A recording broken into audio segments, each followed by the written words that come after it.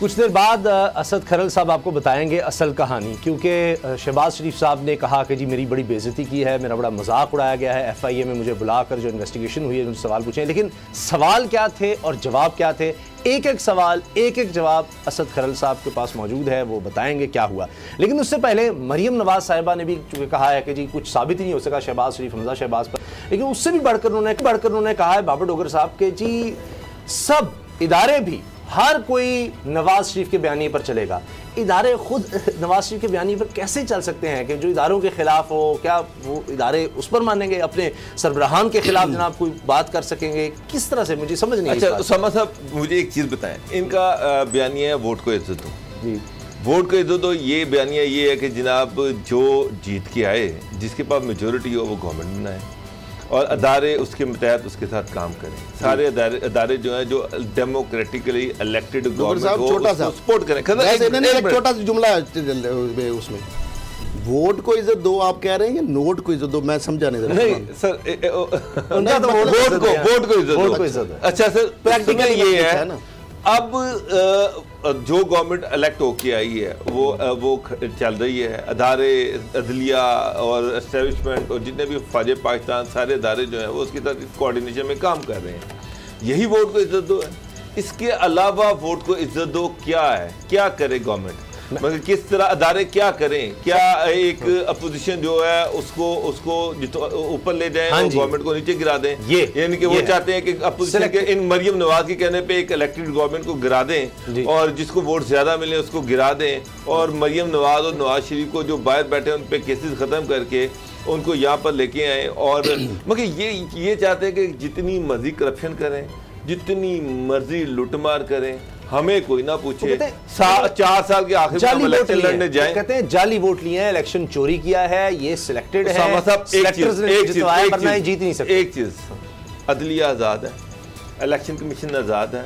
तो यहाँ पर लाहौर में पंजाब में इलेक्शन हुआ, डस्का में इलेक्शन कमीशन ने स्टैंड लिया, अल्टीमेटली PMLN ने वो सीट जीती।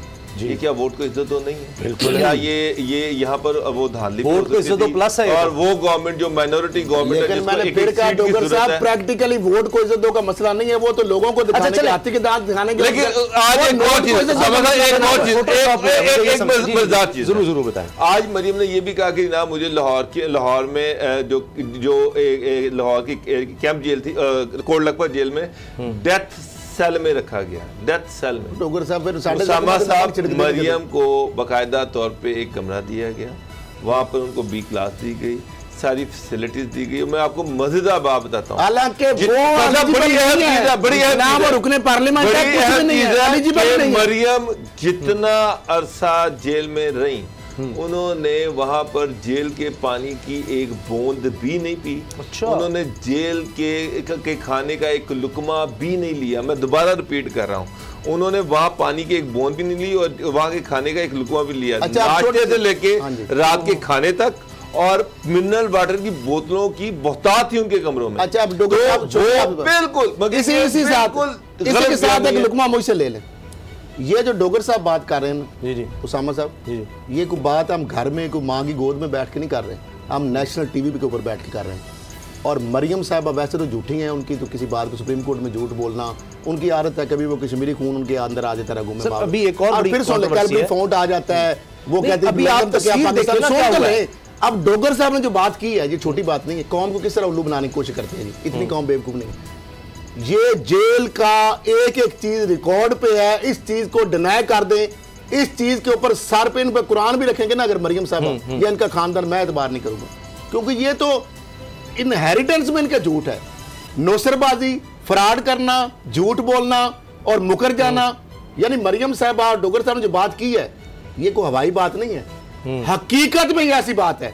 अच्छा। ये लोग तो नवाज शरीफ के लिए पानी पाकिस्तान का आता था, नवाज शरीफ के जूस कहां से आते थे, खाने के रोज डोगर साहब मेन्यू बता के हमारे मुंह में रालें टपकती थी, जो वो खाने में रगन गजाएं डोगर साहब बताते थे। और एक दफा ये तरदीद करें ना, मरियम साहबा ने जो डोगर साहब ने अभी बात की है, आए अगर हिम्मत है आगे झूठ फिर बोलो और कहो कि मैं पानी वहां पे पिया, मैंने वहां पे खाना खाया और आप झूठ बोल रहे हैं। आपको हिम्मत है आप एक कम से कम बोल ही नहीं सकते। अच्छा शहबाज साहब मेरी बात सुनिए, इनको मुशक्की खवातीन मिली और जो नैब के अंदर जो आप जो इनकी खिदमत गुजार थी वहां पर खाना 3 टाइम का घर से आता था, की हवालात की कहानी सुनाएंगे तो आपको शर्म आ जाएगी। घर से आता, हमें शर्म आती है इनकी कहानी बताते हैं। देखिए नैब में क्या हुआ था मैं नहीं बता सकता, मुझे शर्म आती है जो इन्हें हरकत की थी नवाज शरीफ को फोन वाले कहानी में। अच्छा नवाज शरीफ को थोड़े अरसे के लिए जब गवर्नमेंट ने घर से खाना लाना बैन किया तो उनको उन्होंने एक कुक दे दिया था और कहा था कि जनाब ये जेल में के अंदर से सारी चीजें अवेलेबल है, आप वहां से खरीदें और आपको खाना वहां जेल के अंदर कुक उनका पका दिया गया, अंदर से बाहर से भी ला सकते, लेकिन बना इधर ले, बाकी जो बना इधर ले, या आपको जेल का खाना मिलेगा, घर से नहीं बना, चीजें भी उनको दिया गया ग्रोसरी, वो सारी चीजें जो थी वो ला देते थे, उनको वो पका देता था। ये नवाज शरीफ के साथ हुआ है तारीख में, इनके लिए होता है जो कहते हैं हमारे साथ नाइंसाफी और इंतकामी कार्रवाई। जरदारी साहब को मैं आपको आम आदमी जो जेल में था उसका थोड़ा 1 मिनट में मदरकशी कर देता हूँ। 50 कमरे की जेल में 50 कमरे बैरक, एक बैरक जिसमें 50 आदमी आ सकते हैं, वहां पर 150 आदमी होते हैं और उसका आधे रात को खड़े होते हैं, आधे सोते हैं, फिर आधे जो 4 घंटे सोते हैं तो बाकी जो खड़े होते हैं वो फिर सो जाते हैं। वो खड़े हो जाते हैं। वजह क्या है? अब कमरे का 150 बंदों के लिए एक वॉशरूम है। यहाँ तक होता है जो वॉशरूम में जाता है वो बाहर नहीं आता कि वो वहां पर वो कि मैं यहाँ पर बैठा हूँ, अदरवाइज मुझे खड़ा होना पड़ेगा वहां पर रात को ये कंडीशन होती है। यहाँ ये हालत, चूहे वहां पर दौड़े होते हैं, सिविल सिस्टम वहां का चौक है, तो इस तरह से ज्यादा है ना गैर इंसानी एनवायरनमेंट में लोग था गिराइयों तक, हालांकि चाहे पता होता क्या है। अब ये कमरा 1 फर्क और 12x14 की बैरक है, उसके अंदर आप कितने बंदे घुसेड़ सकते हैं? 10, 5, 4, वहां पे तो 50 होते हैं। 50 को कैसे, उनके टांगे कैसे सीधी करेंगे, बैठेंगे कैसे, कोर्ट में कैसे लेंगे, खड़े ही होना पड़ेगा क्योंकि जगह थोड़ी है, बंदे ज्यादा है, या ऊपर नीचे आपको अच्छा चलेगा। ये तो सर कहानी आम आदमी के लिए टाइम होता है ना, इनके लिए हमारे पास सब एक और, आप जो खरल साहब ने अच्छा फिर एक और फॉन्ट का एक तस्वीर बड़ी, उसकी गुजारिश सुन लें, एक तस्वीर बड़ी वायरल हुई, मरीम साहब ने खुद शेयर की कि जी मैं कश्मीर में अपनी कश्मीर की तस्वीर, और फिर साथ कहा कि जी हमारा रिश्ता पुराना है कश्मीर से। एक नवाज शरीफ साहब की तस्वीर लगा दी, उसी तस्वीर में नवाज शरीफ साहब कहीं और से तस्वीर ली और उसके अंदर वो फोटो यार वैसे पकड़े जाते हैं जी। अब ये बाबर साहब ने देखा है वो सब सोशल मीडिया पे किस तरह से हो रहा है सारा। अच्छा बात पता है कि वैसे जरूर सर सबसे ज्यादा इस वक्त वो चीज कैसे कहते हैं कि वो कच्चे चोर नहीं होते जिस तरह वो पकड़े जाते हैं। अच्छा इसको कोई भी हरकत करते हैं जिस तरह वो इस्राइल का जल्दबाजी कर दी। अब ये पेंशन लगाने में यही किया था ना, दूसरी जमात जो जैरी फ्रीमैन था सोलिसिटर, उसने बेचारे ने किया हरकत है। इन्होंने यहाँ पे उसकी पैचिंग की, वहां पे पेज चेंज कर लिया। मरियम साहबा ने वो कर दी, वकीलों ने चेंज कर दिया सुप्रीम कोर्ट में, और मैंने ट्वीट किया और फटा पड़ गया। मैं लंदन चले, यानी 12 अगस्त 1998 को मैं लेके आया किताब में छापा, और जाके 16 में जब पनामा, फिर कैलबरी फाउंड वाली कहानी किस्सा मैं फिर लेके इनका जालसाजी सुप्रीम कोर्ट में रख दिला के। अच्छा अब मामला ये है उसामा, अच्छा ये इदारे चलेंगे नवाज शरीफ के बयानी पर करिए, उनको चलना पड़ेगा। और मैं ये भी बता दूं कि इमरान खान साहब 17, 18 और 19 जुलाई जी ये उनका शेड्यूल है इमरान खान साहब का कि वो जलसों से खिताब करेंगे आज़ाद कश्मीर में, ये भी आ गया। अब बात ये है कि जो नवाज शरीफ के बयानिए पे चलना होगा, ये हुक्म दे रही हैं, यानी स्टेट को, रियासत को, वो कह रहे हैं कि आप बांधिए हमारे। अभी भी इनके खनास सरिया नहीं निकला गर्दन से। उसामा साहब ये क्या लैंग्वेज है, क्या टोन है? जैसे नवाज शरीफ कह रहा था 13 में कि भाई 11 बजे तकरीर कर रहा है, पोलिंग 5 बजे बंद हो चुकी है, 6-7 बजे। डॉक्टर साहब मुझे ज्यादा मैंडेट दिया जाए। भाई अवाम पोल तो बंद हो चुका है, कौन दे रहा था, किससे मांग रहा था? वाकया नहीं से मांग रहा था वो मुजफ्फरान का ब्रिगेडियर, आपका सेक्टर कमांडर एमआई का, यहाँ सारी कहानी है। उसको डॉक्टर साहब का भी हुआ। अच्छा उसको डीजी ने लगाया गया था, एंटी करप्शन पंजाब का रिवार्ड नहीं दिया गया था, किसने दिया था? अच्छा दिया था। मैं आपको एक मजेदार बात बताता हूँ। शहबाज शरीफ जब सेनेट के इलेक्शन थे पहले, तो नेशनल असेंबली में वोट देना था, वो पेरोल पे उनको जेल से छोड़ा गया कि उन्होंने 8 बजे के उन्होंने वोट देने जाना है। मोटरवे पे वो एकदम गायब हो गए और 2 घंटे गायब रहे। अच्छा। पूरी जेल खाना जात परेशान हो गया, कांटेक्ट किया गया, इधर उधर ये गए मोटरवे पे नहीं थे। अच्छा। और मोटरवे से वो नीचे उतर गए और 2 घंटे वो कहीं मसरूफ रहे। एक तरफ ये वोट को इज्जत दो की बात कर रहे हैं, PMLN का सदर मोटरवे पे गायब हो जाता है और 2-2 घंटे वो कहीं गायब रहता है, और फिर कहीं से मैसेज आता है कि टेंशन ना लें, वो हमारे पास है, हिफाजत में है।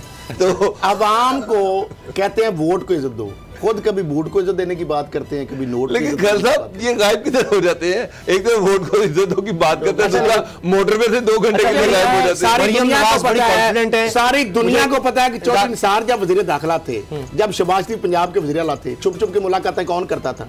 अब नवाज शरीफ के बगैर कॉन्सर्ट से नहीं जाते। ये पता करते क्या है, नवाज शरीफ साहब का तरीका ही ये है, इसको इस्तेमाल करते हैं टिश्यू पेपर की तरह भाई को, और भाई चौधरी निसार। अच्छा सर, ब्रेक आ जाएगी। ब्रेक से पहले एक चीज के मरियम साहबा कह रही हैं कि जी इमरान खान कश्मीर आकर अपना वक्त जाया ना करें क्योंकि कश्मीर ने अपना फैसला सुना दिया है। तो बाबर डोगर साहब ये इसका मतलब एक तरफ कॉन्फिडेंस है क्योंकि आजाद कश्मीर में गवर्नमेंट नून लीग की इलेक्शन कमीशन वहां पर कभी कहते हैं छोटी सी बात डोगर, कभी वो कहती है कि हम धरने पे बैठेंगे, कभी वो कहती है कि हमारा इलेक्शन अगर चुराया गया, कभी वो कह रहे हैं कि हम बैठ जाएंगे, हमारा चुराया जाएगा, ये होगा, हमारे बंदे उनको मांगे तांगे के मिल रहे हैं। फिर उनको डर किसका है? आजाद एक इलेक्शन कमीशन है वहां पे, लोगों के पास गवर्नमेंट इनकी है, गवर्नमेंट इनकी है। अच्छा, मुझे पूरी उस आजाद कश्मीर की इलेक्शन कैंपेन के अंदर डोगर साहब, ये आप मुझे सवाल आपसे सारी कौम से, एक इन्होंने बताया कि हमने इस 5 साल के अंदर ये अवाम के लिए ये मनसूबा किया है, ये रोड बनाई है, ये तरक्याती काम किया। एक चीज दिखा दे, ये जिस तरह मोदी भेज रहा था ना पाकिस्तान के खिलाफ नफरत, वो इमरान खान के खिलाफ पाकिस्तान के अंदर वो समझ मोदी और कंपैरिजन तो नहीं है ना। देखिए, हमारा रियासत का मफाद एक होना चाहिए, इसमें अपोजिशन या हुकूमत नहीं होती, इसमें सब एक पेज पे होते हैं। अब वो सूबे की बात कर दी कि सूबे कश्मीरियों को कभी एक्सप्लॉइट करते हैं। ऐसी तो किसी ने बात नहीं की। जरदारी साहब ने कहा था धरती पे बोझ है नसूर नवाज शरीफ को, मैंने नहीं कहा था, उन्होंने कहा था ये ग्रेटर पंजाब है, मेरे पास वो चीजें हैं उसामा साहब, आपको पता नहीं है बॉर्डर एरिया पे क्या हुआ है और जितनी जमीनें खरीदी गई और प्लान का क्या था।